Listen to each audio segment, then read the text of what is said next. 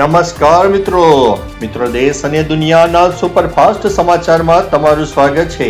સવારની હેડલાઇન્સ ઉપર નજર નાખીએ તો મિડલ ઈસ્ટની સ્થિતિ પર ચર્ચા માટે આજે સર્વપક્ષીય બેઠકનું આયોજન।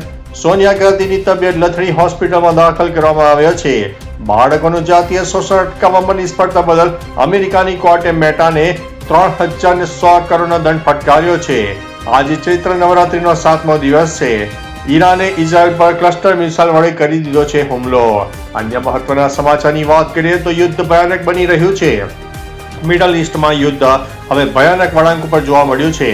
ઈરાને સવારે તેલ અવીવ પર ક્લસ્ટર મિસાઇલોથી હુમલો કર્યો, જેમાં 12 લોકો ઘાયલ થયા છે। ઉત્તરી અને મધ્ય ઇઝરાયલમાં પણ મિસાઇલ વડે હુમલામાં 7 લોકો ઇજાગ્રસ્ત થયા છે। આટલું જ નહીં, ઈરાને ઈરાકના એરબિલમાં અમેરિકી સૈન્ય ઠેકાણો પર મિસાઇલો લાદી છે। બંને દેશો વચ્ચેનો આ સીધો સંઘર્ષ હવે વૈશ્વિક સ્તરે ખતરો પેદા કરી રહ્યો છે। અન્ય મહત્વના સમાચારની વાત કરીએ તો સોનિયા ગાંધીની તબિયત લથડી હોસ્પિટલમાં દાખલ કરવામાં આવ્યા છે। કોંગ્રેસ સંસદીય દળના પ્રમુખ સોનિયા ગાંધીની તબિયત અચાનક બગડતા તેમને દિલ્હીની સર ગંગારામ હોસ્પિટલમાં દાખલ કરવામાં આવ્યા છે। ફેફસા સંબંધિત તકલીફને કારણે તેમને સારવાર હેઠળ રખાયા છે। ડોક્ટરોના જણાવ્યા અનુસાર હાલ તેમની સ્થિતિ સ્થિર છે। નોંધનીય છે કે આ વર્ષે જાન્યુઆરીમાં પણ શ્વાસ લેવામાં તકલીફ થતા તેમને હોસ્પિટલમાં ખસેડવામાં આવ્યા હતા।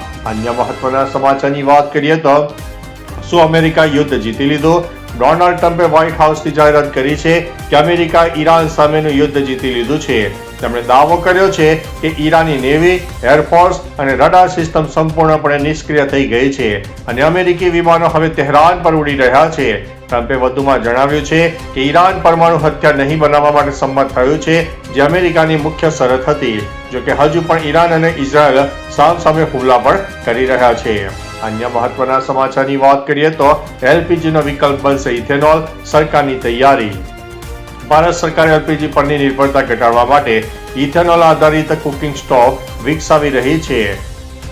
ફૂડ સેક્રેટરી સંજીવ ચોપરાએ જણાવ્યું છે કે ઇથેનોલ માત્ર વાહનો માટે જ નહીં પણ ઘરો માટે સુરક્ષિત અને સસ્તો ઇંધણ વિકલ્પ બનશે। આ નિર્ણયથી રાંધણ ગેસની અછત દૂર થશે અને આયાત પરનો ખર્ચ ઘટશે। સરકાર આ દિશામાં ઝડપથી કામ કરી રહી છે, જેથી સામાન્ય નાગરિકોને મોંઘા સિલિન્ડરમાંથી મુક્તિ મળે। અન્ય મહત્વના સમાચારની વાત કરીએ તો ઈરાન યુદ્ધ વચ્ચે સારા સમાચાર। મિડલ ઈસ્ટમાં ચાલી રહેલા તણાવ વચ્ચે આર્થિક મોરચે સારા સમાચાર આવ્યા છે। અમેરિકાના રાજદ્વારી પ્રયાસોને કારણે યુદ્ધ વિરામની આશા જાગતા આંતરરાષ્ટ્રીય બજારમાં કાચા તેલ એટલે કે ક્રૂડ ઓઇલની કિંમતમાં 5% સુધીનો ઘટાડો નોંધાયો છે। જોકે બજાર નિષ્ણાતો માને છે કે આ ઘટાડો કામચલાઉ હોઈ શકે છે, કારણ કે જમીની સ્તરે સ્થિતિ હજુ પણ સંપૂર્ણ સ્થિર થઈ નથી। તેમ છતાં મોંઘવારીના મોરચે આ એક મોટી રાહત માનવામાં આવી રહી છે। અન્ય મહત્વના સમાચારની વાત કરીએ તો પીએમ મોદીની અધ્યક્ષતામાં કેન્દ્રીય કેબિનેટની બેઠક। વડાપ્રધાન નરેન્દ્ર મોદીએ પશ્ચિમ એશિયાના ગંભીર સંકટ મુદ્દે બપોરે 1 વાગ્યે કેન્દ્રીય કેબિનેટની બેઠક બોલાવી છે। આ બેઠકમાં ઈરાન ઇઝરાયલ યુદ્ધના કારણે વૈશ્વિક એનર્જી માર્કેટ અને હોર્મુઝ સ્ટ્રેટ દ્વારા તથા ભારતીય વેપાર પર પડનારી અસરોની સમીક્ષા કરાશે। પીએમ મોદી યુદ્ધના આર્થિક જોખમો સામે રણનીતિ ઘડશે। ભારત પોતાની ઉર્જા સુરક્ષા માટે આ બેઠકમાં મોટો નિર્ણય લઈ શકે છે। અન્ય મહત્વના સમાચારની વાત કરીએ તો પ્રદૂષણમાં પાકિસ્તાન પ્રથમ, ભારત 6ઠ્ઠા નંબરે જોવા મળ્યું। વર્લ્ડ એર ક્વોલિટી રિપોર્ટ 2025 મુજબ પાકિસ્તાન વિશ્વનો સૌથી પ્રદૂષિત દેશ છે, જ્યારે ભારત 6ઠ્ઠા સ્થાને જોવા મળ્યું છે। ઉત્તર પ્રદેશનું લોની શહેર દુનિયાનું સૌથી ખરાબ હવા ધરાવે છે, જ્યાં પીએમ 2.5 ના સ્તરે WHOની ગાઈડલાઈનથી 22 ગણું વધુ છે। ટોચના 10 પ્રદૂષિત શહેરોમાં ભારતના 5 શહેરો પણ સામેલ છે, જેમાં નવી દિલ્હી ચોથા ક્રમે જોવા મળી છે।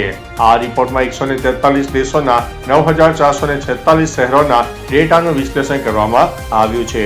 અન્ય મહત્વના સમાચારની વાત કરીએ તો એલપીજી સિલિન્ડર બુકિંગના નવા નિયમો। એલપીજી સિલિન્ડરની અછત વચ્ચે ઇન્ડિયન ઓઇલ કોર્પોરેશને એલપીજી બુકિંગ માટે નવા નિયમો જારી કર્યા છે। હવે ડબલ સિલિન્ડર કનેક્શન ધરાવતા ગ્રાહકો 35 દિવસના અંતરે જ બુકિંગ કરાવી શકશે।